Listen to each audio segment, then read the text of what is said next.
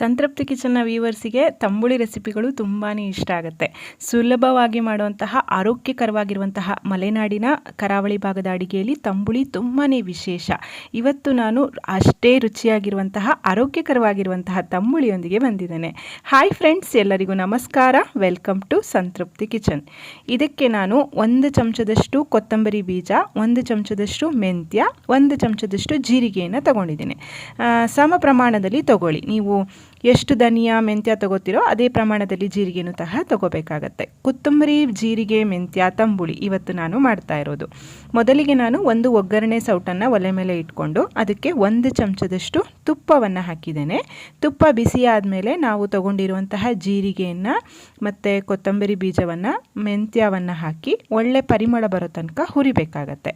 ಒಟ್ಟಿಗೆ ಇದನ್ನು ಹುರ್ಕೊಳ್ಳೋಣ, ತೊಂದರೆ ಇಲ್ಲ. ಒಳ್ಳೆಯದು ಧನಿಯಾದ್ದು ಮೆಂತ್ಯದ್ದು ಪರಿಮಳ ಬರೋ ತನಕ ಇದನ್ನು ತುಪ್ಪದಲ್ಲಿ ಹುರಿರಿ.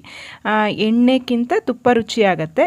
ಎಣ್ಣೆ ಹಾಕ್ಬೋದು, ಬಟ್ ತುಪ್ಪ ಹಾಕಿದರೆ ಚೆನ್ನಾಗಾಗತ್ತೆ. ನೋಡಿ, ಬಣ್ಣ ಸಹ ಚೇಂಜ್ ಆಗಿದೆ, ಪರಿಮಳ ಬರ್ತಾ ಇದೆ. ಇಷ್ಟು ಹುರಿದು ಆದಮೇಲೆ ಮಿಕ್ಸರ್ ಜಾರ್ಗೆ ಒಂದು ಅರ್ಧ ಕಪ್ಪಿನಷ್ಟು ತೆಂಗಿನಕಾಯಿ ತುರಿಯನ್ನು ಹಾಕಿ ಹುರಿದಂತಹ ಧನಿಯಾ, ಜೀರಿಗೆ ಮತ್ತು ಮೆಂತ್ಯವನ್ನು ಸಹ ಇದಕ್ಕೆ ಹಾಕಿ ಸ್ವಲ್ಪ ನೀರನ್ನು ಹಾಕಿ ನುಣ್ಣಗೆ ರುಬ್ಕೊಂಡು ಬರ್ತೀನಿ. ಇದು ತುಂಬಾ ಟೇಸ್ಟಿಯಾಗಿರುತ್ತೆ ಮೊದಲನೇ ಅನ್ನವನ್ನು ಊಟ ಮಾಡೋದಕ್ಕೆ. ಮತ್ತು ಹೇಗಿದ್ರೂ ನಿಮಗೆಲ್ಲ ಗೊತ್ತೇ ಇದೆ, ಧನಿಯಾ, ಜೀರಿಗೆ, ಮೆಂತ್ಯ ಎಲ್ಲ ಆರೋಗ್ಯಕ್ಕೆ ತುಂಬ ಒಳ್ಳೆಯದು, ತುಂಬ ತಂಪು ಅಂತ ಸಹ ಹೇಳ್ತಾರೆ ಈ ತಂಬುಳಿಯನ್ನು. ನೋಡಿ, ನಾನೀಗ ನುಣ್ಣಗೆ ಹರ್ಕೊಂಡಿದ್ದೀನಿ. ಈಗ ಇದನ್ನು ಒಂದು ಪಾತ್ರೆಗೆ ಟ್ರಾನ್ಸ್ಫರ್ ಮಾಡಿ ಮಿಕ್ಸರ್ ಜಾರ್ಗೂ ಸಹ ಸ್ವಲ್ಪ ನೀರನ್ನು ಹಾಕಿ ಸೇರಿಸ್ತಾ ಇದ್ದೇನೆ. ನೀರನ್ನು ನಿಮಗೆಲ್ಲ ಗೊತ್ತಿರೋ ಹಾಗೆ ತಂಬುಳಿಗೆ ಮಜ್ಜಿಗೆಯನ್ನು ಸೇರಿಸೋದು. ಇದಕ್ಕೆ ಸ್ವಲ್ಪ ಹುಳಿ ಮಜ್ಜಿಗೆ ಚೆನ್ನಾಗಾಗತ್ತೆ.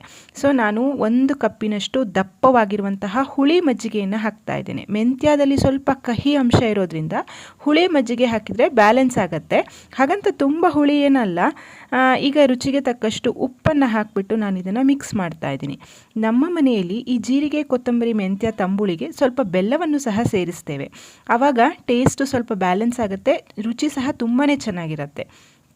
1 ದೊಡ್ಡ ಚಮಚದಷ್ಟು ಜೋನಿ ಬೆಲ್ಲವನ್ನು ನಾನಿಲ್ಲಿ ಸೇರಿಸ್ತಾ ಇದ್ದೇನೆ. ಈ ತಂಬುಳಿ ಸ್ವಲ್ಪ ಸಿಹಿ ಸಹ ಇರ್ತದೆ, ಹಾಗೆ ಕುಡಿಯೋದಕ್ಕೂ ಸಹ ಇದು ತುಂಬ ಚೆನ್ನಾಗಿರುತ್ತೆ, ಅನ್ನದ ಜೊತೆ ಅಲ್ಲದೆ. ಸಿಹಿನೂ ಸಹ ನೀವು ರುಚಿ ನೋಡಿ ಹದ ಮಾಡ್ಕೊಳ್ಳಿ. 1 ಚಮಚದಷ್ಟು ಬೆಲ್ಲವನ್ನು ಹಾಕಿ ಮಿಕ್ಸ್ ಮಾಡ್ತಾ ಇದ್ದೀನಿ. ನೀವು ಅನ್ನಕ್ಕೆ ಊಟ ಮಾಡೋದಾದರೆ ಹಾಗೆ ಬಡಿಸ್ಬೋದು, ಆದರೆ ಇದನ್ನು ಕುಡಿಯೋದಕ್ಕೆ ನೀವು ಸರ್ವ್ ಮಾಡ್ತೀರಾ ಅಂತನಾದರೆ ಈ ರೀತಿ ಅದನ್ನು ಶೋಧಿಸ್ಕೊಂಡ್ರೆ ರುಚಿಯಾಗಿರುತ್ತೆ. ಆ ತೆಂಗಿನಕಾಯಿಯ ಜಗಟ್ಟೆಲ್ಲ ಸಿಗೋದಿಲ್ಲ ಅಂತ ಹೇಳಿ ಈ ಸ್ಟೆಪ್ಪನ್ನು ಮಾಡೋದು. ನಿಮ್ಗೆ ಇಷ್ಟ ಇಲ್ಲ ಹಾಗೆ ಕುಡಿತೀವಿ ಅಂದರೂ ಸಹ ಮಾಡ್ಬೋದು. ಆದರೆ ಮಕ್ಕಳಿಗೆಲ್ಲ ನೀವು ಈ ರೀತಿ ಸೋಸಿ ಕೊಟ್ಟರೆ ಅವರಿಗೆ ಕುಡಿಲಿಕ್ಕೂ ಸಹ ಸಿಹಿ ಸಿಹಿಯಾಗಿ ಚೆನ್ನಾಗಿರುತ್ತೆ. ಹಾಗಾಗಿ ನಾನು ಇದನ್ನು ಈ ರೀತಿ ಸ್ವಲ್ಪವನ್ನು ಸೋಸ್ಕೊಳ್ತಾ ಇದ್ದೀನಿ.